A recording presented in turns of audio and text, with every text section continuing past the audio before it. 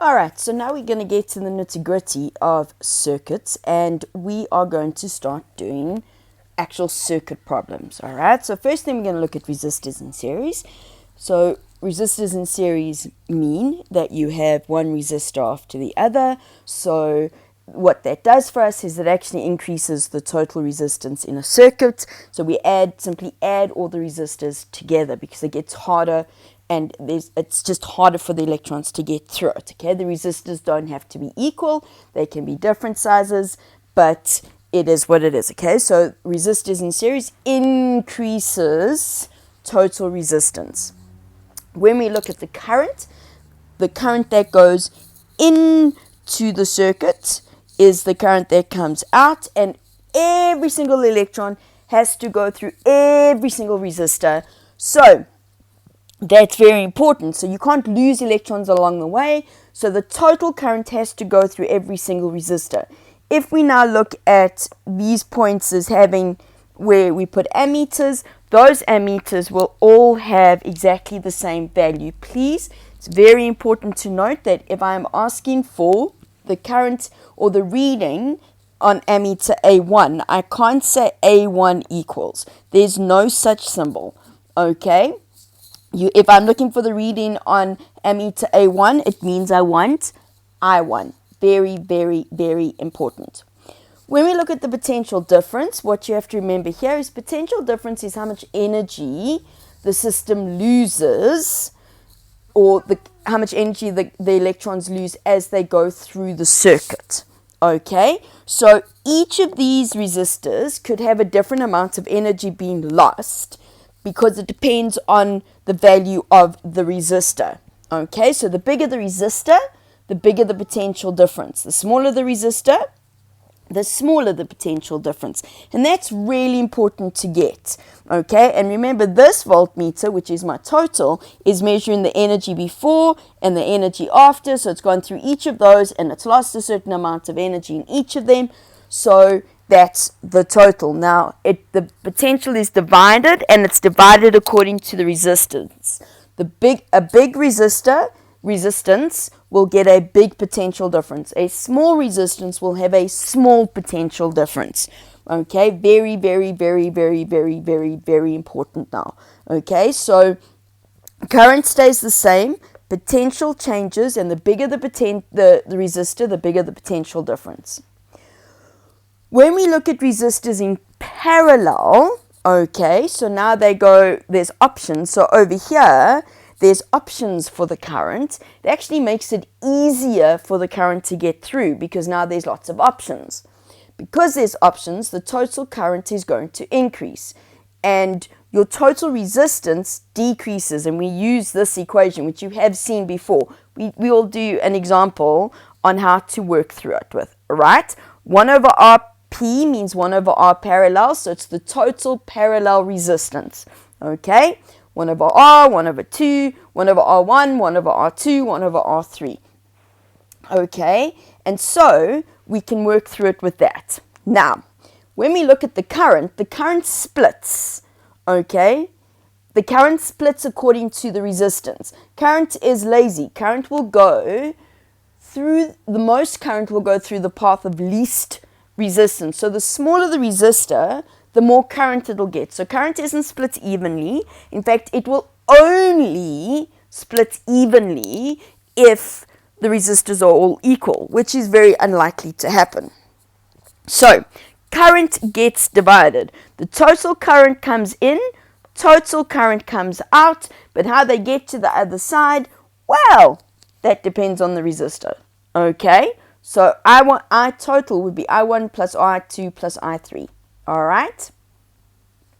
Now, when we look at the potential difference, this is the important part. Okay, so this is about how much energy, or the average energy that the electrons lose. Because remember, they have a certain amount of energy when they come in, and they must all have the same amount of energy on the other side, because otherwise they can't join up and keep going through the circuit. All right, so this is really important. They must lose the same amount of energy. So that means the potential difference is going to be the same for all of them. No matter where I read the potential difference, I get the same value. Okay, and once again, like I said last time, it will be worth going on to FET, setting up a series circuit or setting up a parallel circuit and just moving ammeters around and moving voltmeters around and seeing what happens, okay, with your own values, because that'll make life easier for you. Now, the trick in circuits is to be able to track what we have in parallel and what we have in series. Okay, so let's do some questions. First of all, circuit calculations. We have 3 resistors of 10, 20, and 60 ohms. They're connected in series, and a current of 2 amperes flows through them. Calculate the potential difference across each of the resistors. Draw a diagram. Okay, this is a fairly straightforward one, but if we draw a diagram, we can see that we have 10, 20, and 60 ohms. I'm labeling this V10 ohms, so I know which voltmeter I'm working with, okay? I didn't actually give you a diagram. Normally in a diagram, I will actually tell you which one is V1, V2, V3, etc. So if I'm looking through at the 10 ohm resistor, I'm going to take the potential difference of the 10 ohm resistor and divide by the total current. They said that I had 2 amps going in, so 10 equals V10 ohms over 2. We want 10 ohm, the potential difference over the 10 ohms on its own, so we're going to times by 2 and we get 20 volts. We do the same for the 20 ohm. Okay, now here, once again, because I'm using the equation R equals V over I over and over again, I need to name what I'm using, because then it makes it easier for me to remember. Now I've got 20 ohms instead of 10. Okay, so now the voltage is 40. Then we have 60 ohms. All right, and of course we're going to get 120 volts. So that's quite easy. So this was 20 volts, 40 volts, 120 volts. Okay, it's always a good idea to write down what you know as we go along, because then we can keep track. Okay, so what is the potential difference across the ends of the series combination? Now here we've got to be careful. In circuits, there's always more than one way to answer a circuit. Well, not always, but most of the time. I might do it one way, you might do it another, but if we get the right answer at the end, then you've probably done it okay. And sometimes you just go the long way around, so you go to Cape Town to get to Pretoria. Okay? But the mark allocation is always based on the simplest. Okay, so because I know they're in series, the simplest way to do this is to simply add all the potentials together, because I know that my total is the 3 together because they're in series.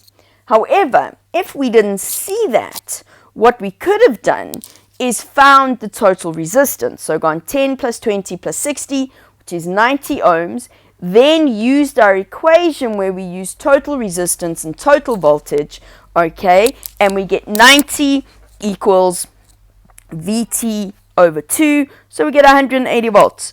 2 different methods, exactly the same answer. So it doesn't matter.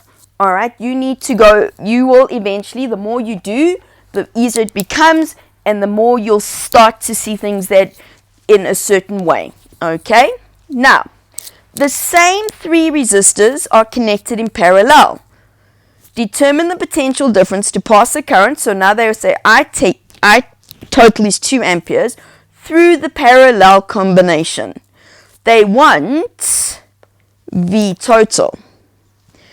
We have them in parallel, or V total or V parallel, doesn't matter how you work with it. In order to do that, I need to know R parallel. So R parallel would be 1 over R 10 ohms, 1 over R 20 ohms, 1 over 60 ohms.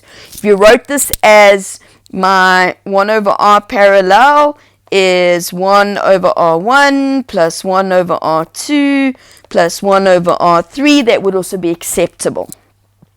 So we get 1 over 10 plus 1 over 20 plus 1 over 60. Okay. Use your calculators. Your calculators will give you a value, probably 1 over 6, not 10 over 60, but I'm old school, so when I did this, I would have done it in my head. All right, but don't worry about it. Oops, sorry about that. But this is 1 over R parallel. I don't want 1 over R parallel. I want R parallel. So I'm going to invert them. But I invert both sides. Now this is the step you forget. So R parallel becomes 60 over 10, which is 6 ohms. Take note here. When you work out resistors in parallel, the total resistance will always be less than the smallest resistor in the circuit. Well, in that section. Always. There's absolutely no exception to that. So, now I know what R parallel is. We know the current was 2. It's 12 volts. It is significantly lower. So to get 2 amperes going through the same current through the same resistors, but in a different format, so we now change the way we've put the resistors together, we need less voltage. Okay? Now, what you need to do is activity 1 on page 232, questions 6, 9, and 10. And remember, the answers will be in teams. Please do those before you go on to the next section.